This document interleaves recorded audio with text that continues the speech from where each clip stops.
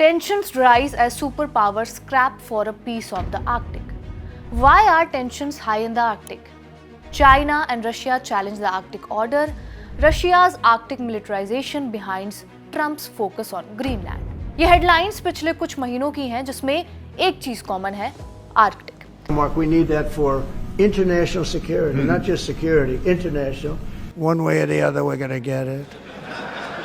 This year alone, we intend to elaborate and accept the new Arctic development strategy for Russia until 2030. 中国是北极事务的重要利益攸关方，我们一贯本着尊重。Today, America is sharing its focus on the Arctic and securing its future. आदमी हो या फिर देश, उसकी नजर हमेशा जमीन पर होती है. रूस को यूक्रेन की जमीन चाहिए, चीन पाकिस्तान को भारत की जमीन चाहिए, थाईलैंड को कंबोडिया की जमीन चाहिए और इस चक्कर में होती है लड़ाई. लेकिन जिस जगह को हम आर्कटिक कहते हैं वहां जमीन शॉर्ट सप्लाई में है. चारों ओर बस बर्फ ही बर्फ, कई किलोमीटर गहराई तक जमी हुई बर्फ जिसे देखकर अंदाजा लगाना मुश्किल होता है कि आप दरअसल समंदर पर खड़े हैं. मतलब जो जमीन से आपको नजर आ रही है वो वास्तव में है ही नहीं, पिघलकर समंदर कभी भी बन सकती है. फिर क्या वजह है कि इसी बर्फीले रेगिस्तान में दुनिया के तीनों दादा अमेरिका, रूस और चीन अपनी मिलिट्री प्रेजेंस बढ़ा रहे हैं, वो भी तरह तरह के हथकंडे अपनाकर. रूस की जमीन आर्कटिक से लगती है तो वो अपनी स्पेशल फोर्सेस को यहाँ साइबेरियन हिरणों को चलाने की ट्रेनिंग दे रहा है. कॉन्स्पिरेसी थ्योरिस्ट तो यहाँ तक कहते हैं कि रूस वेल्स को ट्रेन करके अमेरिका की जासूसी कर रहा है. अमेरिका की कुछ ही जमीन आर्कटिक के पास है, वो भी अलास्का में, तो वो कनाडा के कंधे पर बैठकर आर्कटिक में पैर पसार रहा है, मिलिट्री बेसेस बना रहा है, हर साल अपनी पनडुब्बियों को भेजकर आर्कटिक की बर्फ को तोड़ रहा है. रियल एस्टेट की किल्लत है इसलिए उसने ग्रीनलैंड को खरीदने की भी कोशिश की. रूस और अमेरिका, इन दो बंदरों की लड़ाई में बिल्ली भी कूद गई है, जो है चीन. फिलहाल वो रिसर्च के नाम पर रूस का साथ देता दिख रहा है, लेकिन सब जानते हैं कि चीन किसी का सगा नहीं है. तो आर्कटिक की इस मोटी बर्फ में ऐसा क्या है जो हर ताकतवर देश इसके पीछे पड़ा हुआ है? जब हम सब ग्लोबल वार्मिंग को लेकर हाय हाय कर रहे हैं तो ये देश क्यों चाहते हैं कि आर्कटिक की मोटी बर्फ पिघल जाए? कोल्ड वॉर, न्यूक्लियर वॉर, ये सब तो सुना है, पर ये आर्कटिक वॉर क्या है, यही सब जानने की कोशिश होगी आज की इस वीडियो में. नमस्कार, मेरा नाम है रिया शर्मा और आप देख रहे हैं खबरगांव. साल 1993, तारीख 20 मार्च, जगह आर्कटिक महासागर. रात के करीब 12:46. धरती के अंदर से एक जोरदार धमाके की आवाज आई, लेकिन ये भूकंप नहीं था. आर्कटिक महासागर पर जमी बर्फ के नीचे दो न्यूक्लियर सबमरीन्स के बीच चूहे बिल्ली का खेल चल रहा था. अमेरिका की न्यूक्लियर सबमरीन यूएसएस ग्रेलिंग रूस की एक न्यूक्लियर सबमरीन K-407 नोवोमोस्कोवस का पीछा कर रही थी. नोवोमोस्कोवस को सबमरीन लॉन्च्ड बैलिस्टिक मिसाइल दागने के लिए डिजाइन किया गया था, यानी ये पानी के अंदर से न्यूक्लियर मिसाइल दाग सकती थी. ये सोवियत संघ और फिर रूस की सेकेंड स्ट्राइक कैपेबिलिटी का हिस्सा बनी. अगस्त 1991 में इसने समंदर के अंदर से 16 बैलिस्टिक मिसाइल लॉन्च करके दुनिया को दंग कर दिया. लेकिन 4 महीने में ही सोवियत संघ बिखर गया. लेकिन अमेरिका की दिलचस्पी नोवोमोस्कोवस्क और उस जैसी दूसरी डेल्टा क्लास सबमरीन्स में कम नहीं हुई. अमेरिकी डॉक्ट्रिन था कि जब रूस की बैलिस्टिक मिसाइल सबमरीन गश्त के लिए निकले, अमेरिका की एक न्यूक्लियर अटैक सबमरीन उसका पीछा करे. आइडिया ये था कि अचानक लड़ाई छिड़ जाए तो अमेरिकी अटैक सबमरीन रूसी बैलिस्टिक मिसाइल सबमरीन को उड़ा दे ताकि रूस पलटकर परमाणु हमला न कर पाए. मार्च 1993 में रूस की नॉर्दर्न फ्लीट में तैनात नोवोमोस्कोवस्क आर्कटिक महासागर की बर्फ के नीचे गश्त लगा रही थी और इसका पीछा कर रही थी अमेरिका की यूएसएस ग्रेलिंग. ग्रेलिंग को नोवोमोस्कोवस्क पर सिर्फ नजर रखने को कहा गया, लेकिन वो उसकी स्पीड और पोजीशन का सही अंदाजा नहीं लगा पाई और सिर्फ बर्फ से 74 मीटर नीचे एक जोरदार टक्कर हो गई. ग्रेलिंग का अगला हिस्सा नोवोमोस्कोवस्क के बगल से टकराया. अमेरिका ने कहा कि बस स्लाइट डैमेज हुआ है, लेकिन नवंबर 1993 में अमेरिकी अखबार द अटलांटिक ने छापा कि अगर टक्कर सिर्फ 5 सेकंड की देरी से होती तो ग्रेलिंग का अगला हिस्सा नोवोमोस्कोवस्क की मिसाइल मैगजीन से टकरा जाता, एक या दोनों पनडुब्बियां डूब जाती तो न्यूक्लियर वॉरहेड समुद्र की गहराई में बिखर जाता. लेकिन अमेरिका की तरह रूस ने भी इस हादसे को डाउन प्ले ही किया. कहा कि हमारी सबमरीन को तो बस छोटा सा डेंट पड़ा है, करोल बाग से ठीक करवा लेंगे. लेकिन समंदर के अंदर दो न्यूक्लियर सबमरीन्स की टक्कर ना छोटी घटना थी और ना ही इकलौती. ग्रेलिंग और नोवोमोस्कोवस्क की टक्कर 13 महीने में हुई दूसरी घटना थी और इससे पहले 11 फरवरी 1992 को अमेरिका की न्यूक्लियर सबमरीन यूएसएस बैटन रूस और रूसी नौसेना की कोस्त्रोमा के बीच भी टक्कर हुई थी. दुनिया तक इन हादसों की खबर महीनों में पहुंचती थी, लेकिन रूस अमेरिका के बीच इसे लेकर तनाव इतना था कि रूस के राष्ट्रपति बोरिस येल्त्सिन ने यह मुद्दा अमेरिकी राष्ट्रपति बिल क्लिंटन के साथ हुए पहले समिट में उठा दिया। क्लिंटन ने माफी मांगी और जांच का वादा किया। उन्होंने कहा, मैं नहीं चाहता कि ऐसा फिर कभी हो। सोवियत संघ के टूटने के साथ ही ईस्ट में सुपर पावर खत्म हो गई। बावजूद इसके आर्कटिक की बर्फ के नीचे धमाचौकड़ी बंद नहीं हुई। अमेरिका नियमित रूप से एक्सरसाइज करता है, जिसमें उसकी न्यूक्लियर सबमरीन आर्कटिक की बर्फ के नीचे पहरा देती है और फिर बर्फ तोड़कर सतह पर आती है। आर्कटिक की बर्फ पर रनवे बनाकर भारी भरकम स्ट्रेटेजिक लिफ्ट एयरक्राफ्ट उतारे जा रहे हैं। रूसी मिसाइलों के भी टारगेट्स लॉक्ड हैं और निगरानी रखी जा रही है, और चीन भी रिसर्च के नाम पर अपनी मौजूदगी यहाँ बढ़ाता जा रहा है। ऐसे में आप पूछ सकते हैं, क्यों, ऐसा क्या दफन है आर्कटिक की बर्फ में कि लोग इतने पागल हैं? आर्कटिक धरती का वो हिस्सा है जहां 12 महीने बर्फ की चादर रहती है और ठंड इतनी कि हड्डियां जम जाएं। लेकिन फिर भी कुछ मूल निवासी जैसे कि इनुइट, सामी और यूकागिर सदियों से यहाँ रहते आए हैं। आज ये इलाका 8 देशों के बीच बटा हुआ है: कनाडा, रूस, Iceland, Finland, Norway, Sweden, Denmark और अमेरिका। 1996 में इन 8 देशों ने मिलकर आर्कटिक काउंसिल बनाई। इसका मकसद ये था कि आर्कटिक को एक न्यूट्रल जोन बनाया जाए जहां साइंटिस्ट रिसर्च कर पाए। सबको लगता था कि ये जगह शांति और सहयोग की मिसाल बनेगी, लेकिन अब हालात बदल गए हैं और आर्कटिक ताकतवर देशों के बीच में एक कंपटीशन सा बन गया है। आर्कटिक की सबसे बड़ी मुसीबत ही है ग्लोबल वार्मिंग। 1990 के दशक से अब तक यहाँ की समुद्री बर्फ 7.6 ट्रिलियन मीट्रिक टन कम हो चुकी है और बर्फ पिघलने की रफ्तार 57% बढ़ गई है। यानी सी लेवल बढ़ रहा है, जो दुनिया भर के कोस्टल इलाकों के लिए खतरा है। मौसम के पैटर्न्स गड़बड़ा रहे हैं, जिसका असर पूरी दुनिया पर पड़ रहा है। यहाँ पाए जाने वाले पोलर बेयर्स मुश्किल में हैं और अगले 25 सालों में इनकी आबादी 2/3 तक कम हो सकती है, क्योंकि बर्फ पिघलने से उनके शिकार करने की जगह खत्म हो रही है। लेकिन जहां कुछ लोग इसे एनवायरमेंटल डिजास्टर मानते हैं, तो कुछ देश इसे पैसा कमाने का जरिया। कैसे? बर्फ पिघलने से आर्कटिक में नए रास्ते खुल रहे हैं और ये रास्ते समंदर के रास्ते होने वाले बिजनेस के लिए गेम चेंजर साबित हो सकते हैं। एग्जाम्पल देकर आपको समझाते हैं। अभी अमेरिका के वेस्ट कोस्ट माने सैन फ्रांसिस्को जैसी जगहों से यूरोप के रॉटरडैम जैसे बड़े बंदरगाहों तक जाने के लिए रूट अमेरिका का चक्कर लगाते हुए जाता है। जहाज सैन फ्रांसिस्को से निकलकर पैसिफिक ओशन में पूरा वेस्ट कोस्ट पार करते हैं, फिर पनामा नहर से होते हुए अटलांटिक ओशन में आते हैं और फिर यहाँ से यूरोप तक जाते हैं। ये रूट साल भर खुला रहता है, लेकिन सैन फ्रांसिस्को से रॉटरडम तक एक छोटा रास्ता भी है और उसमें जहाज दक्षिण की जगह उत्तर की ओर जाते हैं और आर्कटिक ओशन पार करते हुए यूरोप पहुंचते हैं। बस यहाँ पर एक दिक्कत है, इस रास्ते में पड़ने वाला आर्कटिक महीनों तक बर्फ की इतनी मोटी चादर से ढका रहता है कि उसे आइस ब्रेकर शिप से भी तोड़ना मुश्किल होता है। आर्कटिक से होते हुए यूरोप का रास्ता जाता है, ये मालूम सबको थी बात, लेकिन रास्ता एग्जैक्टली कहां से निकलता था ये नहीं मालूम था। कितने ही एक्सपीडिशन आर्कटिक गए और बर्फ में फंस कर रह गए, कितनों की जाने गई, लेकिन आखिरकार 2 रास्ते तलाश ही लिए गए, नॉर्थ वेस्ट पैसेज और north east passage. North west वाला रूट कनाडा से होकर जाता है, जबकि नॉर्थ ईस्ट वाला रूस से। गर्मी के दिनों में कुछ वक्त के लिए इन रास्तों पर बर्फ पिघलती है और तब जहाज इस शॉर्टकट का इस्तेमाल करते हैं। जैसे जैसे ग्लोबल वार्मिंग बढ़ रही है, दोनों रूट साल में ज्यादा दिन खुले रहने लगे हैं। इससे 2 देश मलाई काट रहे हैं और वो है रूस और कनाडा। रूस ने तो नॉर्थ ईस्ट पैसेज जैसे रास्तों को खुला रखने के लिए न्यूक्लियर एनर्जी से चलने वाले आइस ब्रेकर शिप्स तक बना रखे हैं। इसके अलावा आर्कटिक में दुनिया भर के 20% से ज्यादा फॉसिल फ्यूल्स यानी कि तेल और गैस के भंडार हैं। 400 से ज्यादा ऑयल और गैस फील्ड्स पहले ही खोजी जा चुकी हैं। आर्कटिक में आयरन, गोल्ड, निकल, जिंक और रेयर अर्थ एलिमेंट्स हैं जैसे कि नियोडमियम और डिस्प्रोजियम, जो इलेक्ट्रॉनिक्स और बैटरी टेक्नोलॉजी में काम आते हैं। ग्लोबल वार्मिंग की वजह से मछलियां उत्तर की ओर बढ़ रही हैं, तो शिकार के मौके भी और ज्यादा बढ़ते जा रहे हैं और फिर कोस्टल एरियाज में एग्रीकल्चर की पॉसिबिलिटीज भी बढ़ती जा रही हैं। लेकिन दिक्कत कहां पर आ रही है? इतने सारे देशों के होने के बावजूद भी आर्कटिक अब देशों के बीच तनावों की वजह बन रहा है। सब अपने हिस्से की दावेदारी ठोक रहे हैं। बर्फ पिघलने से जहाजों को अब आइस ब्रेकर की जरूरत कम पड़ रही है। जल्द ही ये रास्ते पूरी तरह खुल जाएंगे और व्यापार का ट्रैफिक बढ़ेगा। इतने सारे रिसोर्सेज की वजह से देश अपनी अपनी हिस्सेदारी के लिए लड़ रहे हैं। सी बॉर्डर्स और एक्सक्लूसिव इकोनॉमिक जोन को लेकर दावे ओवरलैप कर रहे हैं। यूनक्लोस यानी कि United Nations convention on the law of the sea इसे सुलझाने की भी कोशिश करता है, लेकिन ये इतना आसान नहीं है। रूस इस इलाके में अपनी सैन्य ताकत बढ़ा रहा है, खासकर यूक्रेन पर हमले के बाद। अमेरिका, कनाडा, डेनमार्क, नॉर्वे और आइसलैंड जैसे देश रूस की हरकतों से थोड़ी थी टेंशन में आ गए हैं। लेकिन यहाँ जानना यह जरूरी है कि असल में ये आर्कटिक है किसका। आर्कटिक पर दावा क्यों ठोका जा रहा है ये हमने आपको बता दिया, लेकिन आर्कटिक वास्तव में है किसका, इसका सीधा जवाब किसी के पास नहीं है। 8 देशों के पास आर्कटिक के इलाके में अपनी अपनी जमीन है। इन्हें आर्कटिक देश या फिर आर्कटिक स्टेट्स कहते हैं। इनमें Canada, Denmark, Finland, Iceland, Norway, रूस, स्वीडन और अमेरिका है।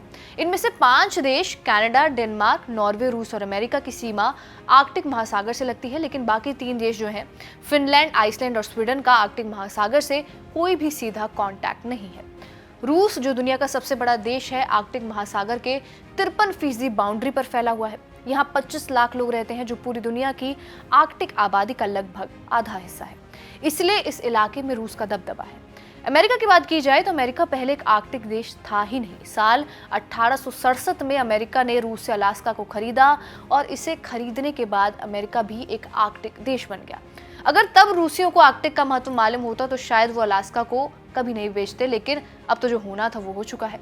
आज अलास्का अमेरिका का सबसे बड़ा स्टेट है, लेकिन यहाँ आबादी बहुत कम है। लगभग 7,37,400 लोग यहाँ रहते हैं और इतने सारे देशों की बाउंड्री आर्कटिक महासागर से लगती है।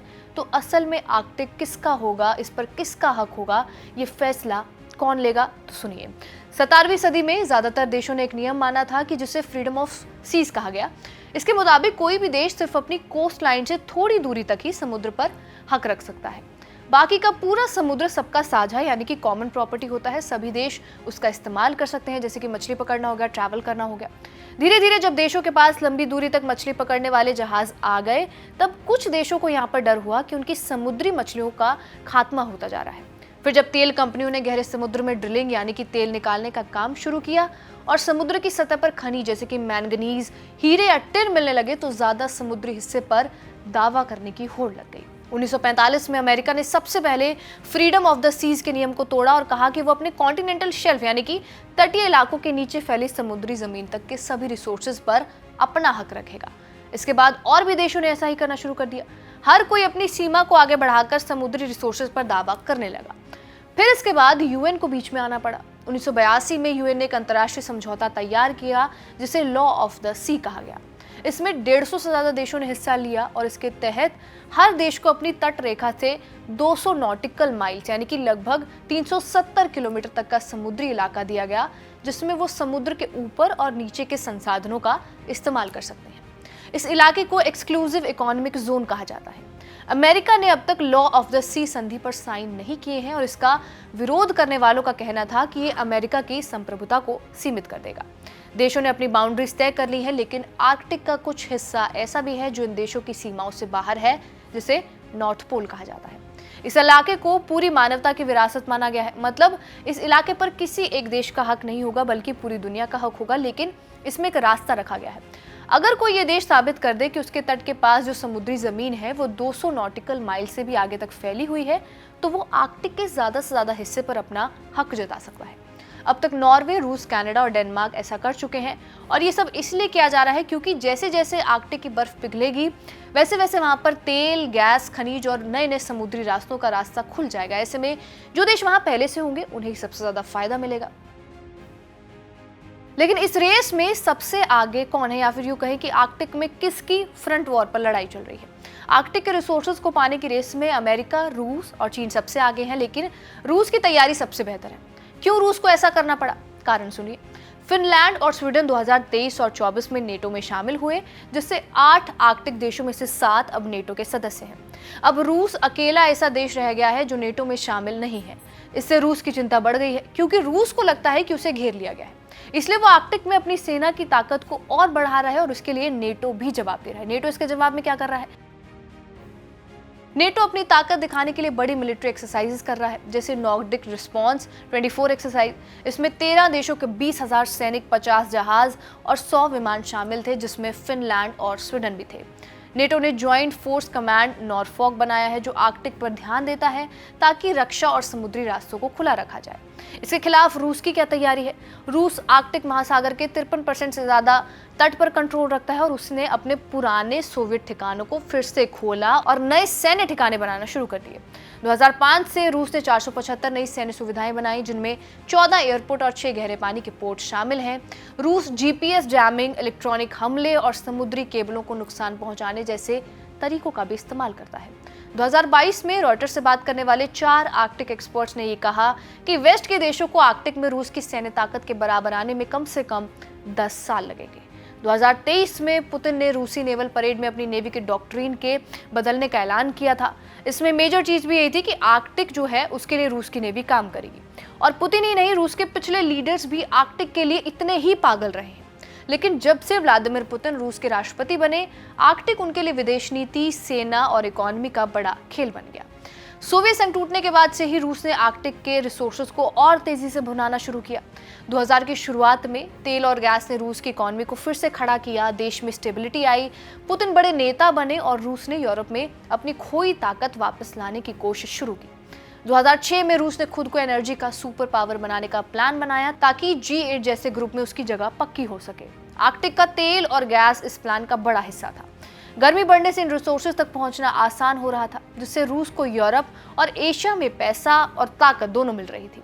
रूस की कमाई का 60% और सरकारी खर्च का 30% तेल और गैस से आता है, इसलिए आर्कटिक में रूस इतनी दिलचस्पी रखता है।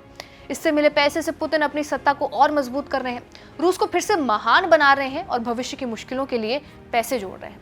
आर्कटिक में तेल गैस के प्रोजेक्ट्स रूस की यूरोप और दुनिया के लिए रणनीति का हिस्सा है, लेकिन यूरोप उसका सबसे बड़ा फोकस है। इस कमाई से रूस अपनी सेना को नेटो के खिलाफ तैयार रखता है। साथ ही अगर रूस ने आर्कटिक के रास्ते से एशिया तक समुद्री पहुंच बना ली तो रूस को समुद्री रूट के लिए यूरोप पर कम निर्भर रहना पड़ेगा।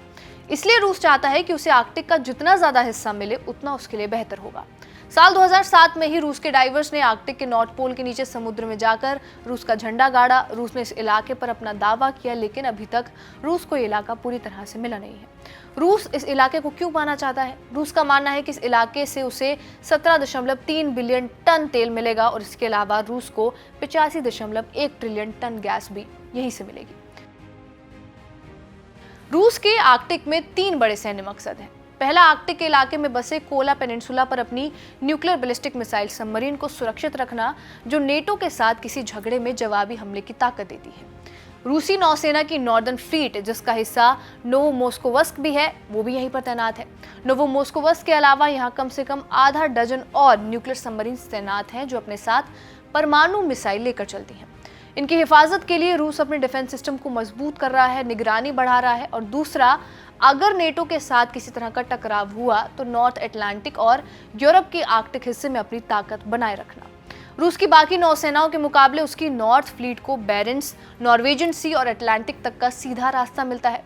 और तीसरा कारण है आर्कटिक में रूस के बढ़ते कारोबार, निवेश और आर्थिक हितों की रक्षा करना। ये इलाका बहुत बड़ा है, सीमाएं खुली हैं और सिर्फ इसकी सुदूर लोकेशन और सख्त मौसम ही इसकी सुरक्षा करते हैं। रूस के आर्कटिक में सैन्य मौजूदगी और वहां की सैन्य ताकत बढ़ाने का काम इन मकसदों से जुड़ा हुआ है, लेकिन इसके लिए रूस अकेला काम नहीं कर रहा है, इसके लिए उसका साथ दे रहा है चीन। अब ऐसे में ये जानना भी जरूरी है कि रूस का साथ चीन क्यों दे रहा है। पहले आर्कटिक में सिर्फ अमेरिका और रूस के बीच कोल्ड वॉर की बात होती थी, लेकिन पिक्चर में चीन ना हो ऐसा हो ही नहीं सकता। चीन खुद को नजदीकी आर्कटिक स्टेट यानी कि नियर आर्कटिक स्टेट कहता है, हालांकि उसकी कोई सीमा आर्कटिक से नहीं मिलती है। नजदीकी किनारा भी 900 मील दूर है। फिर भी चीन यहाँ अपनी पकड़ मजबूत कर रहा है। कैसे? चीन के पास टेक्नोलॉजी है, बर्फ तोड़ने वाले जहाज हैं, साइंटिफिक रिसर्च स्टेशंस हैं, जिन्हें वो रूस के साथ मिलकर अलास्का के पास जॉइंट पेट्रोल्स के लिए इस्तेमाल कर रहा है। 2013 में चीन आर्कटिक काउंसिल का ऑब्जर्वर बना और तब से वो इस इलाके की गवर्नेंस में हिस्सा लेने की बात करता है। उसका कहना है कि वो शांति और स्थिरता चाहता है और आर्कटिक को मिलिट्री बेस बनने से रोकना चाहता है। लेकिन चीन इतना सीधा है या नहीं? आर्कटिक की बर्फ तेजी से पिघल रही है और इसके साथ ही नए समुद्री रास्ते खुल रहे हैं। इनमें से एक पोलर सिल्क रोड है, जो चीन के बेल्ट एंड रोड इनिशिएटिव का हिस्सा है। सुएज नहर से भी छोटा और सस्ता रास्ता बन सकता है। यही वो रास्ता है जो चीन को आर्कटिक में रहकर पाना है। ये रास्ता यूरोप और एशिया के बीच बिजनेस को तेज करेगा, समय और पैसे की बचत करेगा और चीन के लिए सिर्फ ये रास्ता बिजनेस नहीं बल्कि पावर और इन्फ्लुएंस बढ़ाने का एक जरिया है। इसके लिए चीन ने आर्कटिक में इन्वेस्टमेंट भी किया है। ज़ारुबिनो पोर्ट, जो कि रूस के सुदूर पूर्व में है, जो नॉर्थ ईस्ट पैसेज को मजबूत करता है, इसमें चीन ने अपना पैसा लगाया है। आर्कटिक एक्सप्रेस जुलाई 2024 में शुरू हुआ एक रूट है जो मॉस्को से आर्कहेंगल्स्क और फिर शंघाई तक माल ले जाता है। इसमें कंटेनर ट्रांसशिपमेंट की जरूरत पड़ती है, माने कंटेनर बारी बारी से रेल और शिप दोनों पर लादे जाते हैं। इसमें लोडिंग अनलोडिंग का काम बढ़ता है, लेकिन माल ढुलाई 35 से 55% तेज हो सकती है, क्योंकि रास्ता छोटा है और इसके लिए चीन रूस ने मिलकर पार्टनरशिप बनाई है। चीन के लिए आर्कटिक इसलिए भी अहम है क्योंकि ये उसका मलक्का डिलेमा सॉल्व कर सकता है। अभी चीन का ज्यादातर ऑयल इंपोर्ट मलक्का स्ट्रेट से होकर जाता है, तो युद्ध या टकराव से अमेरिका द्वारा ये बंद किया जा सकता है। आर्कटिक का नॉर्दर्न सी रूट एक ऑप्शनल रास्ता देता है जो मलक्का पर निर्भरता कम करता है। इसके अलावा चीन की टेक्नोलॉजी और बैटरी इंडस्ट्री के लिए आर्कटिक चीन के लिए बहुत जरूरी है, क्योंकि यहाँ रेयर अर्थ मिनरल्स की प्रबल संभावना है। लेकिन चीन और रूस आर्कटिक में मिलकर काम कर रहे हैं। 2017 में दोनों ने आइस सिल्क रोड की शुरुआत भी की। 2018 की मिलिट्री एक्सरसाइजेज में चीन ने पहली बार रूस के साथ बड़े पैमाने पर हिस्सा भी लिया। 2024 में दोनों ने पैसिफिक पेट्रोल 2024 और जुलाई में अलास्का के पास बॉम्बर्स भी उड़ाने की। लेकिन इस दोस्ती में भी एक पेंच है। रूस चाहता है कि आर्कटिक का कंट्रोल सिर्फ तटीय देशों जैसे कि खुद के पास रहे, लेकिन चीन मानता है कि इसे ग्लोबल कॉमन किया जाए, यानी कि गैर आर्कटिक देशों को भी हिस्सा मिले। रूस को डर है कि चीन की बढ़ती मौजूदगी उसकी बादशाहत को चुनौती दे सकती है और 2014 में आर्कहेंगल्स्क पोर्ट के लिए चीन के साथ समझौता हुआ, लेकिन वो प्रोजेक्ट रुका हुआ है। यही कारण है न्यूयॉर्क टाइम्स की एक रिपोर्ट के मुताबिक रूस की सिक्योरिटी सर्विसेज ने चीनी रिसर्चर्स पर माइनिंग और साइंस के बहाने जासूसी का भी आरोप लगाया। रूस और चीन के बीच सब कुछ अच्छा ही चल रहा है, ऐसा भी नहीं है, लेकिन जितनी पार्टनरशिप है उसने अमेरिका को जरूर टेंशन में डाल रखा है। आर्कटिक में जो कुछ भी रूस और चीन कर रहे हैं उसे ट्रंप की नेशनल सिक्योरिटी टीम छिपा हुआ पावर गेम कहती है। जुलाई 2024 में चीन के जुए लॉन्ग 2 जहाज को अलास्का के पास अमेरिकी वाटरवेज में देखा गया, जिससे बवाल हो गया। अब कुछ लोग इसे चीन की साउथ चाइना सी स्ट्रैटेजी की तरह देखते हैं, जहां वो धीरे धीरे प्रभाव बढ़ाता है। और अमेरिका ने ग्रीनलैंड में भी अपनी निगरानी बढ़ा दी, जिससे डेनमार्क जो ग्रीनलैंड को कंट्रोल करता है वो भी नाराज बैठा हुआ है। आपने अमेरिकी राष्ट्रपति डोनाल्ड ट्रंप को ही बार बार कहते हुए सुना होगा, US will go as far as we have to get control of Greenland. लेकिन क्यों? क्योंकि ग्रीनलैंड सिर्फ बर्फीला टापू नहीं बल्कि स्ट्रैटेजिक तौर पर दुनिया का सबसे अहम ठिकाना है। ग्रीनलैंड डेनमार्क का हिस्सा है, आर्कटिक सर्कल में बसा एक बड़ा टापू है जहां सिर्फ 56,000 लोग रहते हैं। लेकिन इसका महत्व इसकी ज्योग्राफी की वजह से है और कोल्ड वॉर के समय से ही ये जगह अमेरिका और रूस के बीच तनातनी की लोकेशन है। क्यों? क्योंकि अमेरिका से रूस तक परमाणु हथियारों को पहुंचाने का सबसे तेज रास्ता नॉर्थ पोल के ऊपर से होकर जाता है। इसलिए ग्रीनलैंड में अमेरिका ने 1940 के दशक में थुले नाम का एक मिलिट्री बेस बनाया, जिसे पिटुफिक स्पेस बेस कहते हैं। पिटुफिक बेस स्पेस जो है वो ग्रीनलैंड में है। यहाँ एक बड़ा रडार लगा हुआ है जो आसमान और अंतरिक्ष की हर हरकत पर नजर रखता है। ये रडार इतना ताकतवर है कि अंतरिक्ष में एक टेनिस बॉल जितनी छोटी चीज को भी पकड़ सकता है। ये बेस अमेरिका के ballistic missile early warning system का हिस्सा है, जो मिसाइल हमलों की चेतावनी देता है। कोल्ड वॉर युद्ध खत्म हो गया, लेकिन इस बेस का महत्व नहीं खत्म हुआ है। ये आज भी रूस, चीन या किसी और से आने वाले खतरे को भांपने के लिए अमेरिका के लिए आंख और कान जैसा काम करता है। ट्रंप ने भी कहा है, हमें राष्ट्रीय सुरक्षा के लिए ग्रीनलैंड चाहिए। उनकी बात का आधार यह है कि ग्रीनलैंड रणनीतिक रूप से अमेरिका के लिए इंश्योरेंस की तरह है। वो चाहते हैं कि अमेरिका के पास एक ऐसा गोल्डन डोम हो जैसा कि इजराइल का है आयरन डोम, जो मिसाइलों से बचाता है। इसके लिए ग्रीनलैंड जैसी जगहें जरूरी हैं, क्योंकि यहाँ ना सिर्फ मिसाइलों की निगरानी हो सकती है बल्कि हमले के लिए भी बेस बनाया जा सकता है। ऑस्ट्रेलिया की डिफेंस एक्सपर्ट और ग्रीनलैंड पर किताब लिखने वाली डॉक्टर एलिजाबेथ बुकानन कहती हैं, ग्रीनलैंड अमेरिका के लिए एकदम अनमोल है। ये मेनलैंड अमेरिका को सुरक्षा की गारंटी और सबसे अहम मोर्चा है। रूस को ग्रीनलैंड में अमेरिका की बढ़ती इस मौजूदगी से घबराहट है। उसे डर है कि अमेरिका का मिसाइल डिफेंस सिस्टम उसकी परमाणु ताकत को कमजोर कर सकता है। कोल्ड वॉर के टाइम पर तो अमेरिका और रूस के बीच बैलेंस ऑफ टेरर था, यानी दोनों के पास इतने हथियार थे कि कोई हमला करने की हिम्मत नहीं करता था। लेकिन अगर अमेरिका ग्रीनलैंड से अपनी ताकत बढ़ाए तो रूस की ये स्ट्रैटेजी कमजोर पड़ सकती है। लेकिन पेच ये भी है कि ग्रीनलैंड डेनमार्क का हिस्सा है और ट्रंप का बार बार ग्रीनलैंड खरीदने का या फिर कंट्रोल करने की बात करना डेनमार्क को पसंद नहीं आया। डेनमार्क के लोग इससे अपनी संप्रभुता पर हमला मानते हैं और इस साल की शुरुआत में ही डेनमार्क में इस बात पर काफी लोग गुस्से में दिखे। कनाडा भी इससे परेशान हुआ पड़ा है। कुछ समय पहले ही ट्रंप ने ग्रीनलैंड को अमेरिका का 51वां राज्य बनाने की बात कही थी, जिसे कनाडा के तत्कालीन प्रधानमंत्री जस्टिन ट्रूडो ने सिरे से खारिज कर दिया। कनाडा को डर है कि अमेरिका की ये हड़प नीति आर्कटिक में तनाव बढ़ाएगी और ये सब नेटो के लिए भी मुश्किल पैदा कर रहा है। नेटो का मकसद है रूस के खिलाफ एकजुट होना, लेकिन अब अमेरिका अपने ही सहयोगी डेनमार्क की जमीन पर दावा करने की बात कर रहा है, जिसने हलचल मचा दी है। यूरोप के देश चुपके चुपके चिंता जता रहे हैं कि अगर अमेरिका डेनमार्क की जमीन लेने की कोशिश करेगा तो नेटो का क्या होगा। ये एक ऐसा संगठन है जो एकजुटता के लिए बना था, लेकिन अब इसके अपने सदस्यों के बीच ही टकराव की आशंका बढ़ रही है। चीन भी ग्रीनलैंड में अपनी पैठ बना रहा है। वो रिसर्च और मछली पकड़ने के समझौतों के जरिए वहां अपना इन्फ्लुएंस बढ़ा रहा है। 2024 में चीन का जुए लॉन्ग जहाज ग्रीनलैंड के पास देखा गया, जिसने अमेरिका को टेंशन दी। जासूसी का डर, रूस और चीन पर जासूसी के आरोप लग रहे हैं। 2022 में ही नॉर्वे ने एक रूसी जासूस को पकड़ा जो ब्राजीलिया स्कॉलर बनकर घुसा था। ग्रीनलैंड में ड्रोन और पानी के नीचे संदिग्ध गतिविधियां भी देखी गई हैं और इस पर अमेरिका भी निगरानी रख रहा है।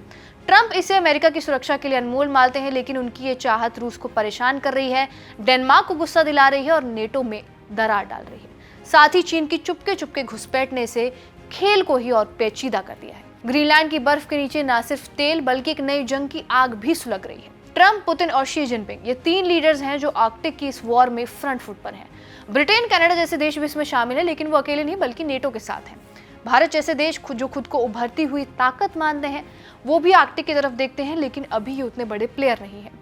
आगे इस बर्फ को लेकर जंग कितनी बड़ी होगी, किस देश के लिए फायदेमंद होगी, इसका जवाब भी आर्कटिक की बर्फ के नीचे ही छिपा हुआ है।